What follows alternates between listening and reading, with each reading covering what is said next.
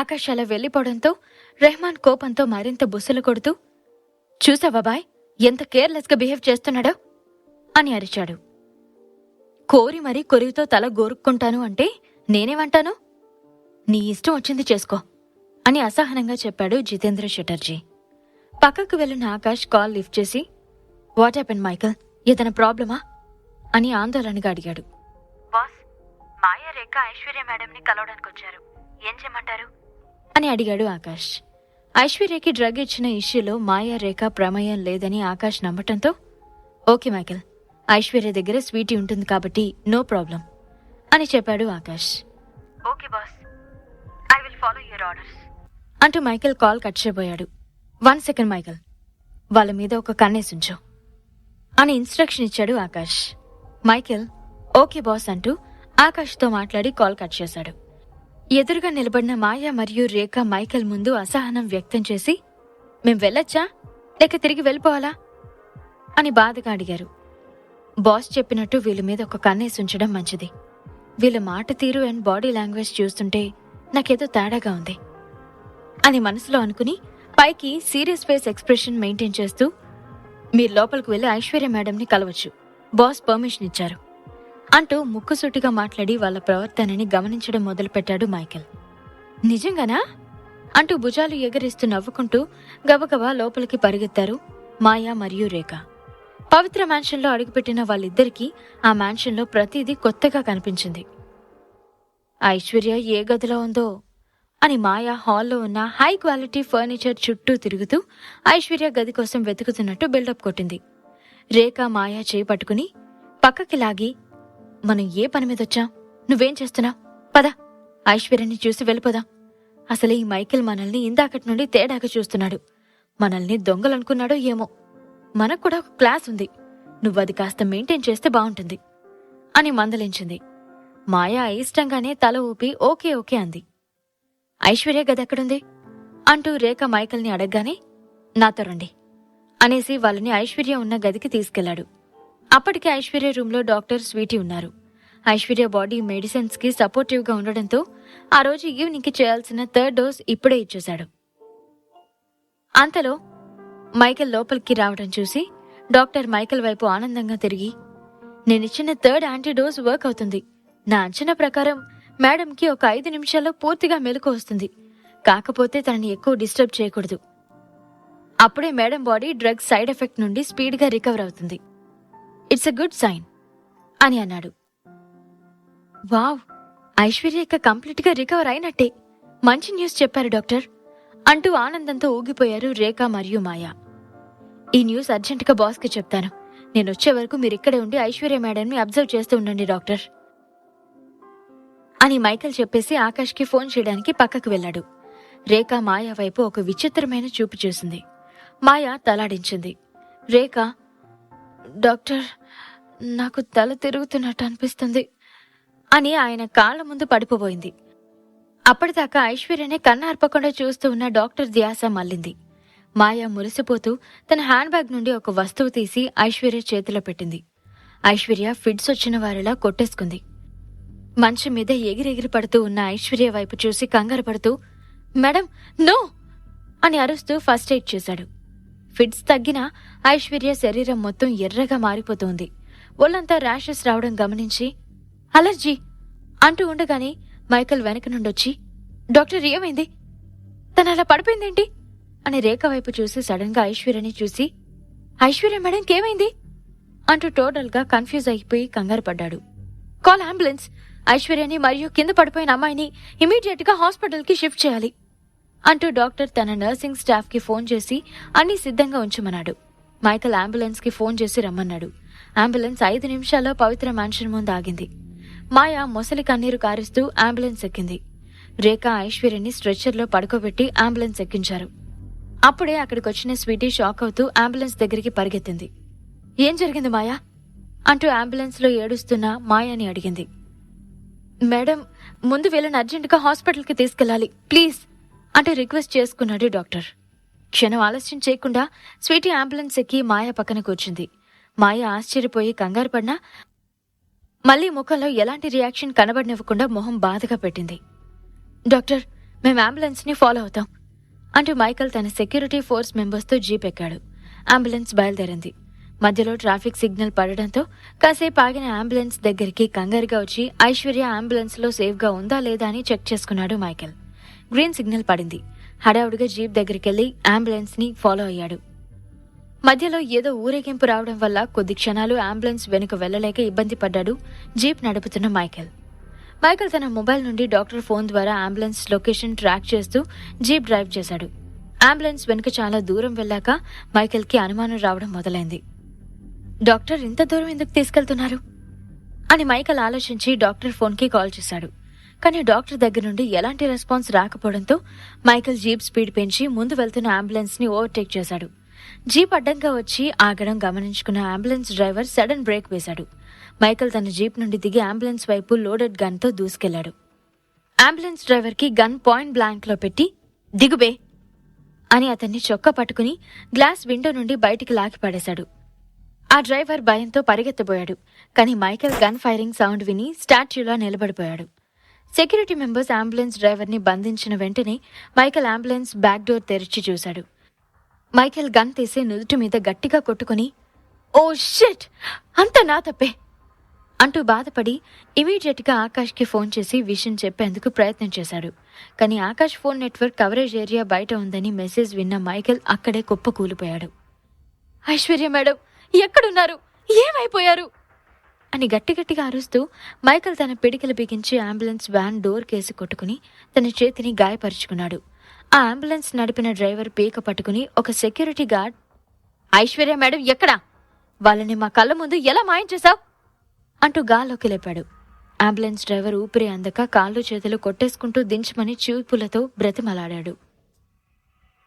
Michael ambulance driver ని కిందకి దింపించి నిజం చెబితే కొట్టి వదిలేస్తాను, లేదంటే నిన్ను చంపి పాతేస్తాను అంటూ సూటిగా చూసి కిందకి విసురుగా దింపి అడిగాడు. అంబులెన్స్ డ్రైవర్ దగ్గి గాలి పీల్చుకుని చుట్టూ ఉన్న గార్డ్స్ మరియు మైకేల్ ని చూసి బెంబేలెత్తిపోయాడు. నిజంగానే నాకేం తెలియదు సార్, ఈ టైంకి అంబులెన్స్ లో ఈ రూట్లో రమ్మని ఒకరు నాకు మనీ ఇచ్చారు. అలా వస్తే ఇస్తారా అని అయోమయంగా ఉన్నా నా బ్యాంక్ అకౌంట్లో 10 లక్షలు డిపాజిట్ పడింది. పనయ్యాక డబుల్ పేమెంట్ ఇస్తామని మెసేజ్ పంపారు, వాళ్ళు చెప్పినట్టే చేశాను, సారీ సార్ అంటూ వణికిపోతూ విషయం చెప్పాడు అంబులెన్స్ డ్రైవర్. నువ్వు చెప్పేది ఎలా నమ్మమంటావు? కస్టమర్ కేర్కి కాల్ చేసి నీ బ్యాంక్ బ్యాలెన్స్ అడుగు, మొబైల్ లౌడ్ స్పీకర్లో పెట్టు అంటూ మైకేల్ చురుగ్గా చూశాడు. మైకేల్కి క్షణక్షణం టెన్షన్ పెరిగిపోతుంది.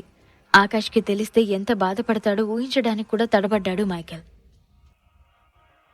నేను మేడంని కాపాడలేకపోయానని నా మీద సార్కున్న నమ్మకం కూడా పోతుందేమో మనసులో అనుకుని నిట్టూర్పు సెగలు విడిచాడు Michael. Thank you for calling Rex bank, మీకు ఏ విధంగా సహాయపడగలను అని కస్టమర్ కేర్ ఎగ్జిక్యూటివ్ అడగగానే హలో హలో నా బ్యాంక్ బ్యాలెన్స్ ఎంతో చెప్పగలరా మేడం అంటూ తడబడుతూ గబగబా అడిగే ప్రయత్నం చేశాడు అంబులెన్స్ డ్రైవర్. మీ అకౌంట్ నెంబర్ చెప్పండి సార్ అని కస్టమర్ కేర్ అమ్మాయి మాట పూర్తిగా చేసేలోపు నెంబర్ 2వ టేబుల్ చెప్పే పిల్లాళ్లాగా అప్పగించాడు అంబులెన్స్ డ్రైవర్. కస్టమర్ కేర్ అమ్మాయి కొద్ది క్షణాల తర్వాత సార్ మీ ప్రస్తుత అకౌంట్ బ్యాలెన్స్ 5,000 అండి అంటూ ఉండగాని లేదండి, నిన్ననే నా అకౌంట్లో ఒకరు 10 లక్షలు వేశారు, బ్యాలెన్స్ అంత తక్కువ ఎలా ఉంటుంది, మీరు నొక్కేశారా, మీ బ్యాంకు వాళ్ళు నన్ను మోసం చేశారు, నిలువున ముంచేశారు కదా, దొంగ మొహాల్లారా కేడేలు అంటూ ఏడుస్తూ మోకాల మీద కూర్చునిపోయాడు అంబులెన్స్ డ్రైవర్. మైకేల్ మూతి విరుస్తూ నీకు చెప్పిన వాళ్ళ ఫోన్ నెంబర్ ఇవ్వు అని అన్నాడు. వాళ్ళు ఒక కాగితంలో రాసిచ్చారు సార్, వాళ్ళని చూడలేదు, వాళ్ళ దగ్గర నుండి కాల్ కూడా రాలేదు అంటూ మొత్తుకున్నాడు అంబులెన్స్ డ్రైవర్. రాసిన కాగితం ఇవ్వు అంటూ కుడి చేతిలో ఉన్న గన్ ఎడమ చేతిలోకి మార్చి చేయి చూపాడు మైకేల్. హడావుడిగా పైకి లేచి నిలబడి ప్యాంటు పాకెట్లో చెక్ చేసుకుని కాగితం బయటికి తీసి ఇచ్చాడు. మైకేల్ కాగితం వంక చూసి ఛ, కిడ్నాప్ చేశారు, చేయించిన వాళ్ళు చాలా స్మార్ట్ గా ఉన్నారు, ప్రింటెడ్ అక్షరాల మెసేజ్ ఇచ్చారు, హ్యాండ్ రైటింగ్ తెలియకూడదని, but I will not leave you అంటూ కచ్చపట్టేశాడు. మాయా, రేఖ, స్వీటీ మరియు ఐశ్వర్య ఉన్న అంబులెన్స్ నేరుగా ఒక పెద్ద బంగ్లా ముందు ఆగింది. గేట్ ముందు నిలబడి ఉన్న సెక్యూరిటీ గార్డ్స్ వాకీ-టాకీ ఆన్ చేసి వాళ్ళొచ్చారు, ఓవర్ అంటూ మెసేజ్ ఇచ్చారు. దానికి రిప్లైగా సెండ్ దెమ్ ఇన్సైడ్ అంటూ మెసేజ్ పంపారు ఇంట్లో ఉన్న సెక్యూరిటీ హెడ్. ఇద్దరు గార్డ్స్ కలిసి బలప్రయోగం చేసి 10 అడుగులు ఎత్తు ఉన్న ఆ పెద్ద గేట్ని సైడ్కి తోసి అంబులెన్స్ని లోపలికి వెళ్లమని చేతి సైగలు చేశారు. అంబులెన్స్ డ్రైవర్ తల ఊపి అంబులెన్స్ని లోపలికి తీసుకెళ్లాడు. స్వీటీ కర్టెన్స్ పక్కకి జరిపి హాస్పిటల్కి వచ్చేసామా అని టెన్షన్గా అడిగింది. విండో గ్లాస్ నుండి కనిపించిన సీన్ చూసి, ఇది ఎవరితో ఇల్లులా ఉంది, అంబులెన్స్ డ్రైవర్ ఇక్కడికి తీసుకొచ్చాడేంటి, what happening, open the door అంటూ బ్యాక్ డోర్ని గట్టిగా కొట్టింది. రేఖ కళ్ళు తెరిచి నవ్వింది. స్వీటీ రేఖ నవ్వడం చూసి, మీరు మీరు ప్లాన్ చేశారా? స్టాప్ దిస్ ప్రాంక్, జోక్స్ వేసి టైం లేదు, ఐశ్వర్యని హాస్పిటల్కి తీసుకెళ్లాలి అంటూ కంగారు పడింది. రిలాక్స్ బేబీ, ఐశ్వర్యకేం కాలేదు, జస్ట్ ఎలర్జిక్ రియాక్షన్ అంటూ మాయా లేచి నిలబడి జీన్ పాకెట్ నుండి రాడిష్ని బయటికి తీసింది. స్వీటీకి తిక్కరేగి మాయ చెంప చెల్లు మనిపించి కోపంగా చూసింది. రేఖ చెయ్యి ఎత్తి స్వీటీని కొట్టబోయింది.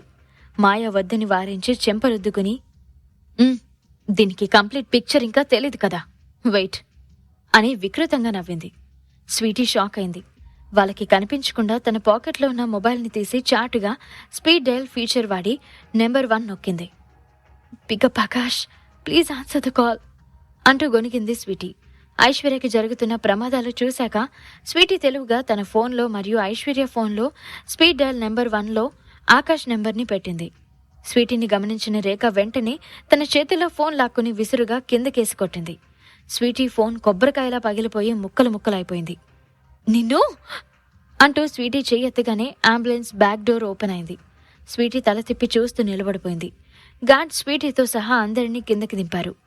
బ్రాండెడ్ హై హీల్స్ వేసుకుని ఎర్రని రంగు షర్ట్ కుచ్చుల ఫ్రాక్తో డైనమిక్గా నడుచుకుంటూ వచ్చి వారికి ఎదురుగా నిలబడింది ఒక మధ్య వయసులో ఉన్న లేడీ. ఆంటీ, మీరు చెప్పిన పని చెప్పినట్టు చేసేశాను అంటూ గొప్పలేకపోయింది రేఖ.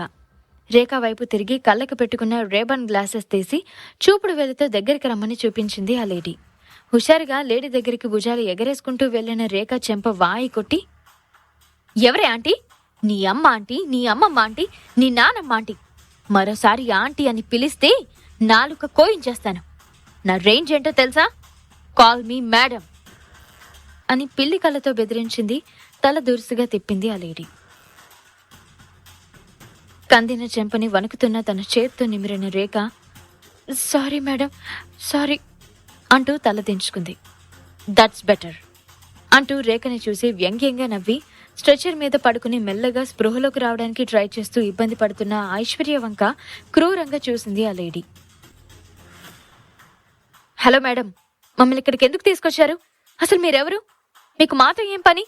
ఏమైనా ఉంటే తర్వాత చూసుకుందాం, ముందు నన్ను నా ఫ్రెండ్ని పంపించేయండి అంటూ వాయిస్ రేస్ చేసి మాట్లాడింది స్వీటీ. మాయా మరియు రేఖ స్వీటీ సౌండ్ విని నోటికి చెయ్యి అడ్డు పెట్టుకుని, దీనికి ధైర్యం ఎక్కువయ్యి ఇలా మాట్లాడింది అనాలో, లేక దీని మూర్ఖత్వం పీక్స్కి వెళ్ళి ఇలా మాట్లాడుతుంది అనాలో అర్థం కావట్లేదే అని స్వీటీని చూసి జాలిపడ్డారు ఇద్దరు.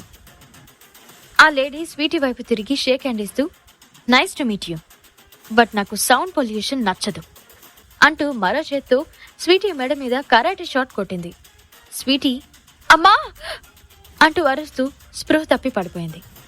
మాయ మరియు రేఖలకి గుండె జారిపోయింది. ఈ గ్రేట్ కాంచనమాల ముందు నోరెత్తిన వాళ్ళ పరిస్థితి అధోగతి అని గార్డ్స్ వైపు చూసి, ఈ ఎక్స్ట్రా పీస్ కాళ్ళు చేతులు కట్టేసి చీకటి గదిలో బంధించండి, ముఖ్యంగా దీని వాయిస్ నాకు అస్సలు వినపడకూడదు అంటూ చురుగ్గా చూసింది.